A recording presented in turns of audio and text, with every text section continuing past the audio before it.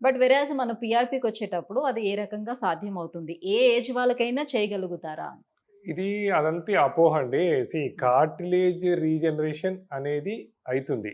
So, చాలా literature ఉంది. చాలా సైంటిఫిక్ స్టడీస్ ఉన్నాయి. And scientific studies conducted by చాలా అంటే whether not only in India, యూఎస్‌లో, యూకేలో, జర్మనీలో there are lot of publications ఉన్నాయి. సైంటిఫిక్ స్టడీస్ ఉన్నాయి. హ్మ్. పేషెంట్ ఇనీషియల్‌గా వచ్చినప్పుడు ఒక ఎంఆర్ఐ చేయటము.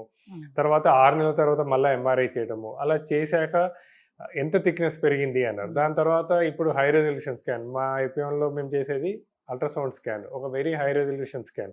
చాలా చిన్న చిన్న సెంటర్స్‌లో ఏంటంటే కాస్ట్ ఎఫెక్టివ్‌నెస్ కోసం అని చెప్పేసి ఇంప్రాపర్ కిట్స్ యూజ్ చేయడం మొదలుపెట్టారు. ఓకే. అందుకోసమనే ఈ ప్రాబ్లము, ఇందుకే ఈ అపోహలు. కానీ ఓకే. దాన్ని కరెక్ట్‌గా క్వాంటిఫై చేసుకొని మనం ఎఫ్‌డీఏ అప్రూవ్డ్ కిట్స్ యూజ్ చేసి టెంపరేచర్ కంట్రోల్డ్ పీఆర్‌పీ మెషిన్స్ అంటే సెంట్రిఫ్యూజ్ మెషిన్స్ యూజ్ చేసుకొని హ్మ్. దాన్ని ఎగ్జాక్ట్‌గా ఇమేజ్ గైడెడ్‌గా ఎక్కడైతే ప్రాబ్లమ్ ఉందో అక్కడ డిపాజిట్ చేసినట్టయితే చాలా బాగా పనిచేస్తుంది. కార్టిలేజ్ థిక్‌నెస్ తప్పకుండా పెరుగుతుందండి.